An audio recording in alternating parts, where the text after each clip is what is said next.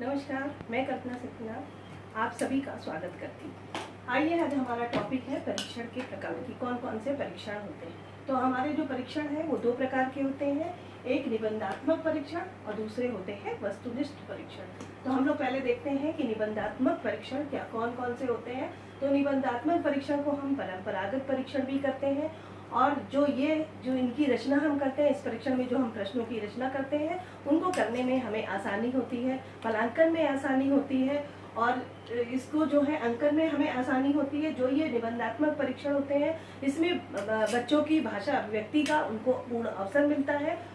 तो ये जो निबंधात्मक परीक्षण है वो कई प्रकार के होते हैं, जिसमें सबसे पहले होता है हमारा वर्णनात्मक प्रश्न की वर्णनात्मक। इसमें छात्रों को किसी भी घटना, वस्तु, प्रक्रिया, परिभाषा, सिद्धांत आदि का वर्णन करने को कहा जाता है। कि कोई भी क्वेश्चन ऐसा दिया जाता है, उस परीक्षण में ऐसा क्वेश्चन रखा जाता है जो किसी भी घटना से संबंधित हो, वस्तु या प्रक्रिया या परिभाषा आदि का वर्णन करने के लिए उसमें कहा जाता है। और ये इस प्रकार के जो प्रश्न होते हैं काफी सरल होते हैं। तो ये जो वर्णनात्मक प्रश्न किसी भी चीज का वर्णन करने के लिए उस प्रश्न में कहा जाता है। इस प्रकार का जब हम परीक्षण बनाते हैं तो ये हमारा कहलाता है वर्णनात्मक। दूसरा होता है हमारा व्याख्यात्मक, कि किसी भी चीज को एक्सप्लेन करना। जब कोई भी क्वेश्चन ऐसा होता है जिसमें इस तरह का क्वेश्चन उस परीक्षण में दिया जाता है कि कहा जाता है कि आप उसको एक्सप्लेन करिए, उसकी व्याख्या करिए, कि किसी भी संबंध कि कोई चीज किसी से कैसे संबंधित है, क्या कारण है उसका, क्या प्रभाव है, कि उसकी तार्किक व्याख्या करने के लिए जब कहा जाता है तो ये हमारा होता है व्याख्यात्मक प्रश्न। ये निबंधात्मक परीक्षण में ये कई प्रकार होते हैं। तो उसमें एक आध क्वेश्चन ऐसे होते हैं निबंधात्मक प्रश्न के कि जिसमें हमें ऐसा क्वेश्चन होता है जिसमें हमें उसकी व्याख्या करनी पड़ती है। तीसरा हमारा होता है विवेचनात्मक प्रश्न, कि किसी भी चीज की विवेचना करना, कि किसी भी स्थिति के पक्ष या विपक्ष में तर्क करना, कि कौन सी चीज सही है या गलत है, उसको तर्क देते हुए हमें निष्कर्ष तक पहुंचना होता है। तो ये जो इस प्रकार का जो प्रश्न होता है उसको जब परीक्षण में शामिल किया जाता है तो ये हमारा कहलाता है विवेचनात्मक प्रश्न। और अगला है हमारा तुलनात्मक प्रश्न। तुलनात्मक प्रश्न कि किसी भी दो प्रश्नों के बीच में, किसी वस्तुओं के बीच में, किसी विचारों के बीच में जब हम किसी भी चीज की तुलना करते हैं, दो चीजों के बीच में जब हम कोई तुलना करते हैं तो ये हमारा होता है तुलनात्मक प्रश्न। की कोई भी चीज ऐसे, कोई भी प्रश्न ऐसे रखे जाए जिसमें किसी दो व्यक्तियों के विचारों की तुलना करने को कहा गया। कि मान लीजिए कि हमने दर्शन में रविन्द्रनाथ टैगोर या महात्मा गांधी के जो शिक्षा से संबंधित विचार हैं उनकी तुलना करने को कहा जाता है। तो इस प्रकार के जो प्रश्न हम अपने पेपर में सेट करते हैं या परीक्षण में रखते हैं तो वो हमारा कहलाता है तुलनात्मक प्रश्न। अगला होता है हमारा आलोचनात्मक प्रश्न। की किसी भी छात्रों को किसी विचार या पक्ष की आलोचना करनी होती। कि कोई भी प्रश्न ऐसा होता है जहां पर किसी भी जो विचार जो दिए गए हैं उसके पक्ष के बारे में या उसकी आलोचना करनी होती, कि जो उसने अपनी राय दी है, जो अपने विचार दिए हैं उसकी आलोचना करने के लिए जब कहा जाता है तो ये हमारा होता है आलोचनात्मक प्रश्न।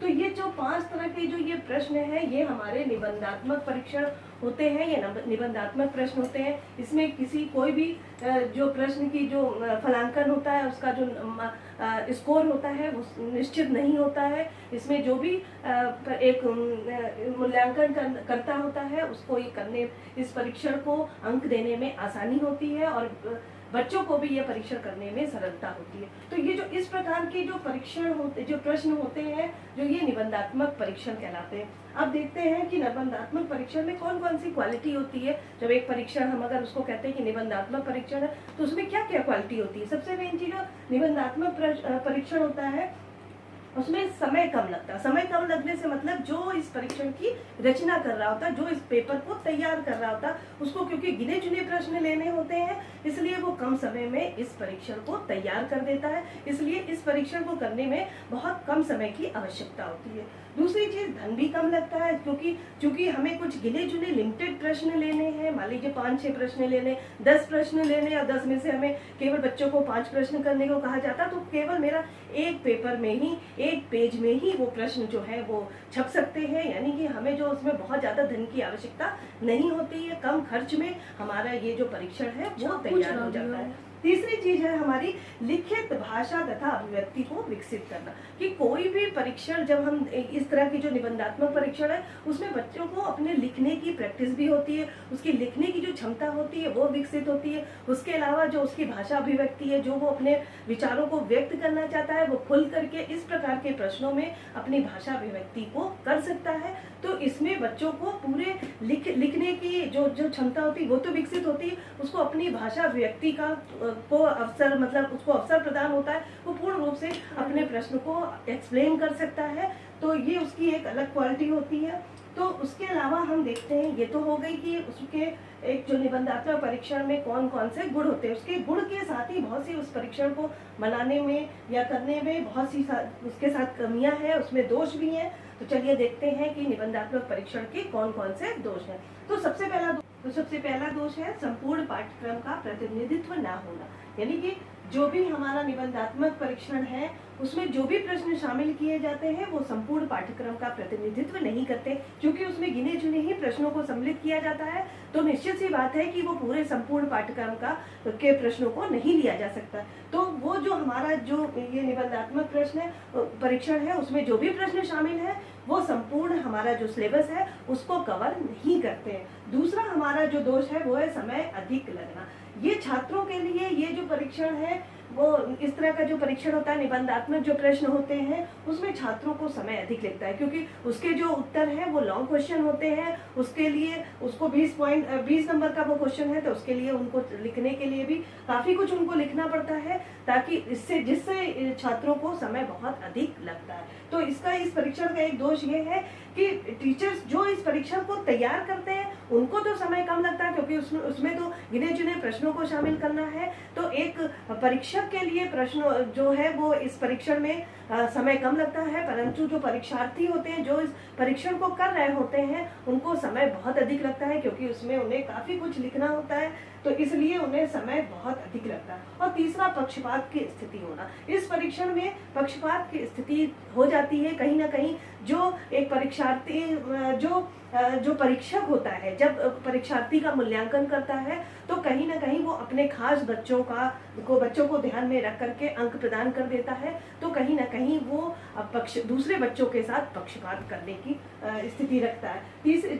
चौथा हमारा है अंकन में त्रुटि की संभावना, कि जब इस प्रकार के जो परीक्षण होते हैं उसमें अंकन की त्रुटि हो जाती है। कभी आपके बहुत से जो परीक्षक होते हैं उनके मूड के ऊपर डिपेंड करता है, और जब दोबारा वो उस चीज को चेक करते हैं तो वो दूसरी तरह से जब मूड है, तो कहीं ना कहीं जो भी उसको फलांकन करते हैं या जो प्राप्तांक देते हैं बच्चों को, तो उनके अंदर ये त्रुटि की संभावना हो जाती है। और लास्ट पॉइंट हमारा विश्वसनीयता तथा वैधता का अभाव, कि जो इस तरह के जो निबंधात्मक परीक्षण होते हैं उसमें विश्वसनीयता या वैधता का अभाव होता है, कि जो भी परीक्षण हम बच्चों को प्रश्नों करने को देते हैं तो कहीं ना कहीं उसमें विश्वसनीयता जो है वो उसका अभाव पाया जाता है। वो परीक्षण हो सकता है इस बार करने के बाद उसके प्राप्तांक कुछ अलग आए, दोबारा जब हम उसी परीक्षण को करने के लिए बच्चों को दें तो दोबारा जब वो मूल्यांकन करता है उस परीक्षण को चेक करे या अंक प्रदान करे तो वो दूसरा अंक प्रदान कर दे। तो कहीं ना कहीं जो इस तरह के जो परीक्षण होते हैं, जो इस तरह के प्रश्न इसमें शामिल किए जाते हैं उसमें विश्वसनीयता का अभाव पाया जाता है,